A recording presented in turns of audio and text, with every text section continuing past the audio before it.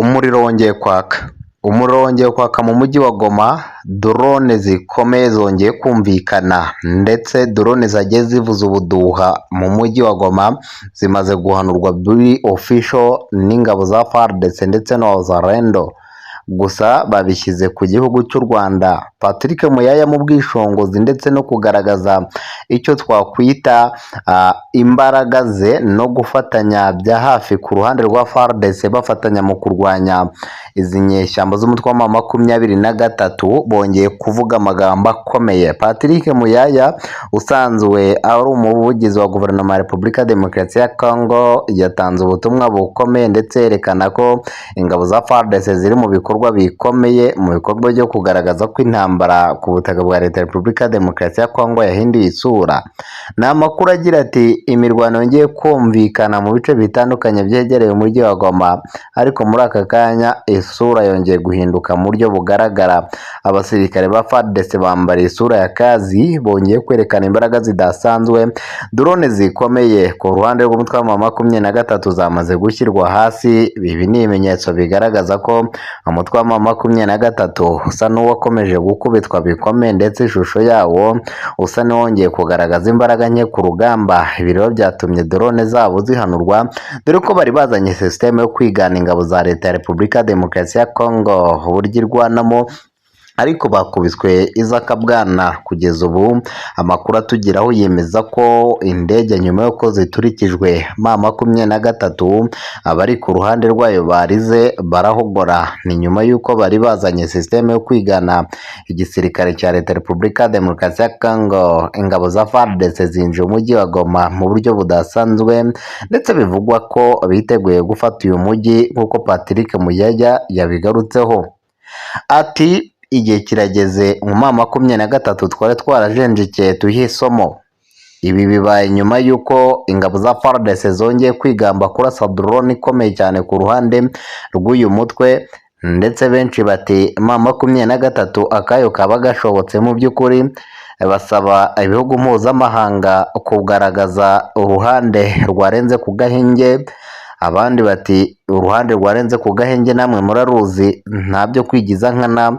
Ingabo z'umutwe wa M23 nizo nyirabayazana kuko FARDC izishinja kohereza ibitero bya drone cyangwa se kohereza drone zikajya kuvuza ubuduha mu kirere kirimo izi ngabo za FARDC muri Minembwe mu birindiro bya FARDC. FARDC rero yamaze guhanura izi ndege, ndetse ingabo zo Burundi na FARDC bari kubyina intsinzi muri Minembwe.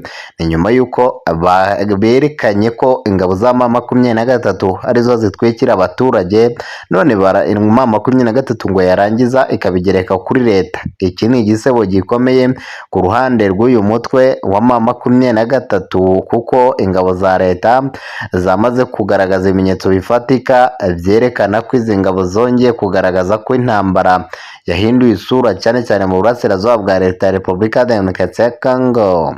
Tugiye kugaruka mu bikoresho byakoreshejwe kugira ngo ingaruka cyangwa se ingaruka kuri M23 zigarukeho. Mbere amakuru avugaga ko ngo ari drone za M23 zazengurukaga Minembwe, ariko aka kanya FARDC imaze gushyira ukuri hanze ndetse izana ubutumwa bukomeye igira iti twamaze gufata drone imwe ya FARDC, imwe yaguye ari nzima, indi iraraswa irashwanyagurika. Ndetse dore ko batatinye kuvuga ko abafatanyabikorwa ba M23 ubwo bavuga igihugu cy'u Rwanda ko aricyo kiri inyuma y'izi drone. Ati indege za RDF twirwaneho ndetse n'ingabo z'umutwe wa M23 zarasiwe mu bice bitandukanye bya Minembwe nyuma yo kuzenguruka ibirindiro bya FARDC. Ibi byabaye nyuma y'uko abenshi babonaga ko ingabo za FARDC zari ziri muri operasiyo ikomeye cyane iyo gutegura ibitero simusiga byo kwikiza umwanzi bahereye muri ibi bice. Minembwe rero amashusho yagiye hanze yagiye agaragara mu bice bigiye bitandukanye, amashusho ya drone zongeye kuraswa n'ingabo za FARDC. FARDC rero yemeje ko yahanuye drone ebyiri ndetse rwose umutwe wa M23 uri mu gahinda gakomeye, ndetse aka kanya bimwe mu bitangazamakuru yabyandika ndetse n'ibivuga byemeza ko FARDC yongeye kwerekana imbaraga zihambaye nyuma yo guturitsa drone zari ziri gutata amakuru mu bice bitandukanye by'aho M23 iherereye. Ibi rero bije nyuma y'uko izi ngabo za FARDC zari zamaze gutangaza ko ziteguye n'ubundi gukomeza guca agasuzuguro k'izi nyeshyamba z'umutwe wa M23. Ibi rero bibaye nyuma y'uko M23 yo yari yatangaje ko iby'agahenge kangura bitayireba, ahubwo izakomeza kurwana irwanira abanyamurenge ndetse no gukomeza kuhatana. Ibi rero bije nyuma y'uko n'ubundi benshi bavuga ko bamwe mu bayobozi batandukanye ku ruhande rwa M23 bakomeje guhitanwa. Ibi ngibi bigateza urujijo rukomeye kuko ingabo za FARDC ziyuburuye mu buryo budasanzwe, zigaragaza imbaraga batari baziziho mbere, ariko benshi bagenda bajujura bavuga ko FARDC ifite ubufasha ihabwa n'ingabo z'u Burundi, Abanyamerika ndetse n'abandi kubera ibirombe by'amabuye y'agaciro ifite, ngo icyo rero akaba ari ikintu kigaragaza ko FARDC n'ubundi izakomeza kurusha imbaraga uyu mutwe wa M23 ufashwa n'igihugu kimwe gusa ari cy'u Rwanda. Ibi rero byongeye kuba akasamutwe cyane mu bice bitandukanye nyuma y'uko Kinshasa Jean Luc Habyarimana aravugwa mu mugambi wa Tshisekedi wo guhuza imitwe irwanya u Rwanda kugira ngo bakomeze bafatanye mu kuba bakwikiza u Rwanda narwo bashinja gukomeza gukorana bya hafi n'umutwe wa M23. Ibi nabyo byateje urujijo, benshi bavuga ko Mikenke ingabo za FARDC n'abafatanyabikorwa bazo bishubije ibice bitandukanye twirwaneho ifatanyije na M23 barahunga. Ibi kandi bigarutse nyuma y'uko ihuriro ry'ingabo za Repubulika ya Demokarasi ya Kongo n'abafatanyabikorwa baryo bakomeje kugenzura ibice bikomeye byo mu mirwano muri Karingi, ubu bakaba bakomeje kwigarurira ibice by'ingenzi. Ni nyuma y'uko iyi mirwano n'ubundi igenda igaragaza ko intambara mu burasirazuba bwa Repubulika ya Demokarasi ya Kongo ikomeje gufata indi ntera, byatumye Patrick Muyaya yishongora kuri izi nyeshyamba avuga ko bagiye kuziha isomo rya ruhago. Ni nyuma y'uko ibihugu bikomeye ku isi byagaragaje ko bishyigikiye FARDC gukomeza kugaba ibitero mu bice bitandukanye. Ni nyuma y'uko FARDC yakoze ibitero bikomeye byo kuba bakwigarura ibice bitandukanye ndetse bagasenya na radiyo y'Iminembwe. Ni nyuma y'uko Uvira, ihuriro rikomeye ry'ingamba z'igihe kirekire za FDLR n'ingaruka zaryo ku mutekano w'akarere k'ibiyaga bigari naho bikomeje kugaragara. Ni nyuma y'uko abayobozi batandukanye ku ruhande rw'umutwe wa M23 bakomeje kwicirwa mu bice bitandukanye. Ibi rero benshi bavuga ko bishobora kuzaba intandaro n'ubundi y'imirwano ikomeje kubera mu burasirazuba bwa Repubulika ya Demokarasi ya Kongo. Abenshi bavuga bati hakwiye gufatwa ingamba zihamye zo kugira ngo amahoro n'umutekano byongere bigaruke mu burasirazuba bwa Kongo. Ese birashoboka ko impande zombi zakwemeranya guhagarika ino mirwano? Abenshi bati ni inzozi zikomeye kuko aka kanya imirwano iracyakomeje mu burasirazuba bwa leta ya Repubulika ya Demokarasi ya Kongo, ndetse no guhagarara bisa naho ari inzozi kuko M23 iri kurebwa n'iki kibazo ndetse iri gukubitwa bikomeye. Niyo yakabaye ya mbere ifata iya mbere mu guhagarika iyi mirwano, ariko bisa naho bigoye mu buryo bugaragara kuko M23 iracyatanga icyo twakwita update zihabanye n'iz'abantu benshi batekereza. Ati guhagarika imirwano bisa n'inzozi, ahubwo tuzakomeza turwane twavansa tujya imbere kugira ngo turebe ko twakwigarura ibice FARDC imaze kudufatirana cyangwa se imaze gufata byinshi. Ni nyuma y'uko bose bafashwe, M23 yongeye gufatwa mpiri n'abasirikare bakomeye ku ruhande rw'ingabo za leta, aho bivugwa ko abasirikare 33 bafashwe ndetse M23 aka kanya ikaba iri kongera gusubira inyuma. inkuru mbi cyane kuri M23 ndetse Jeanne Makenga yatunguwe n'ibitero bikomeye byongeye gutakaza agace ka Kasinga ndetse ubu ngubu imirwano yongeye kuba imirwano mu burasirazuba bwa Repubulika ya Demokarasi ya Congo. Intasi za M23 zacakiwe nyuma y'uko zari zarigize icyo twakwita inararibonye. Ibiro nabyo byabaye ihurizo rikomeye ni nyuma y'uko FARDC bivugwa ko yarashe radiyo ndetse n'itumanaho mu Minembwe. Abanyamakuru benshi bo muri iyi radiyo bahunze ni nyuma y'uko FARDC yo gahunda yari ugukomeza kwigarura ibice by'ingenzi mu bice bitandukanye byegereye iki gisagara cyo mu Minembwe. Ni imirwano n'ubundi isa naho yongeye kugaragaza indi sura itandukanye niyo abantu benshi batekereza. Ati FARDC iracyari ku isonga ndetse igaragaza ko yiteguye gukora ibishoboka byose kugira ngo igarure amahoro arambye ku butaka bwa Leta ya Repubulika ya Demokarasi ya Congo. Goma ibitero byo ntibihagarara ndetse benshi bati inkuru ikomeje kugenda igaragaza intambara ikomeye cyane muri Mushaki ndetse n'ibindi bice bitandukanye. Ni inkuru zongeye kugaragaza ko intambara ku butaka bwa Leta ya Repubulika ya Demokarasi ya Congo itazigera irangira nk'uko abantu benshi babibona, aho benshi bavuga bati imirwano ikomeje kuba itejwe akajagari cyangwa se iteje kugaragaza ko amahoro n'umutekano bitazigera birangira. Goma kandi ibiro bikomeye byamwe mu bayobozi ba M23 byangijwe bikomeye n'abaturage bigaragambye bamagana uyu mutwe wa M23.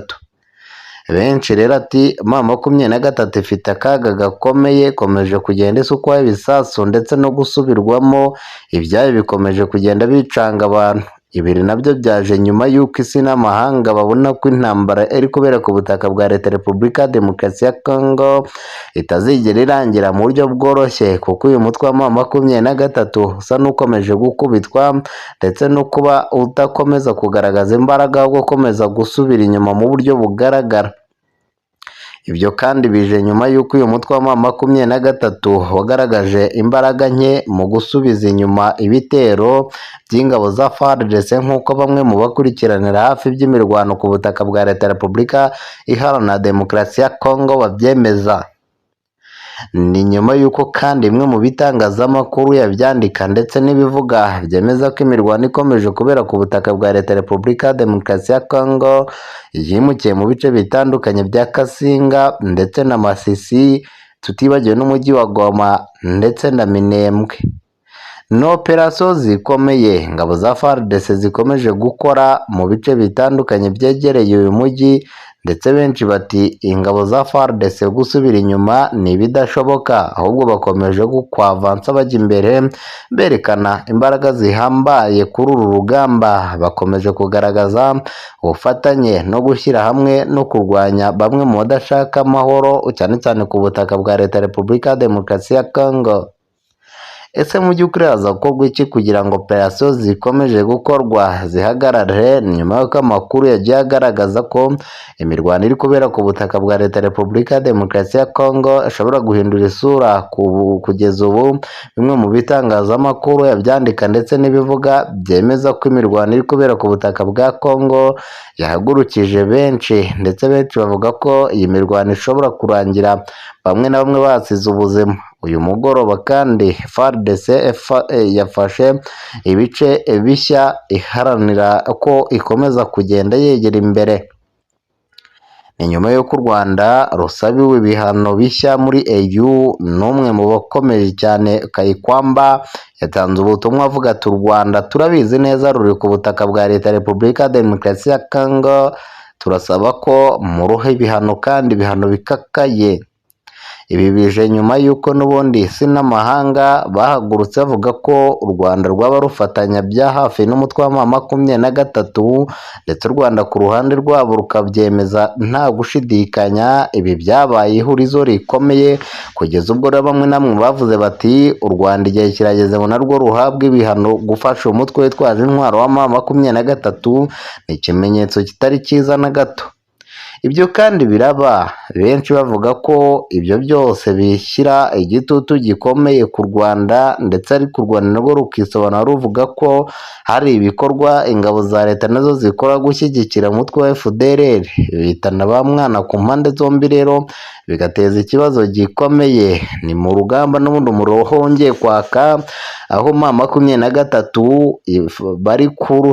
bari kurushwa intwaro muri Minembwe nk'uko FARDC ibitangaza. Patrick Muyaya ati dukomeje kugaragaza imbaraga zihambaye kandi imbaraga zo kugenda twisasira ibice bitandukanye. Ni nyuma y'uko M23 abasirikare bayo muri raporo ya Loni yamaze gushyira hanze ivuga ko abasirikare 245 bamaze kwicwa n'inyeshyamba. Inyeshyamba zimaze kubyemeza ko nazo zapfushe abasirikare bangana batyo. Ibyo rero bigateza ikibazo gikomeye ko uyu mutwe wa M23 waba ugiye kuba irimbukiro rikomeye burundu ku butaka bwa leta ya Repubulika ya Demokarasi ya Congo. Ni nyuma y'uko n'ubundi M23 bamwe mu basore bakomeye bayo bamaze kugenda bafatwa bikomeye n'ingabo za leta.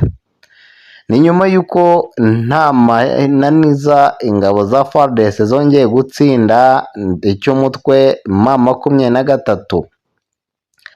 Ni imirwano n'ubundi igaragaza isura uburyo ingabo za leta zisa n'izikomeje kugaragaza imbaraga zihambaye ku rugamba. Umutwe wa M23 ugasa naho wirengagiza ibikomeje kubera kuri ubu butaka. Benshi bati rero ubu rugamba nibwo rugiye kuba urugamba.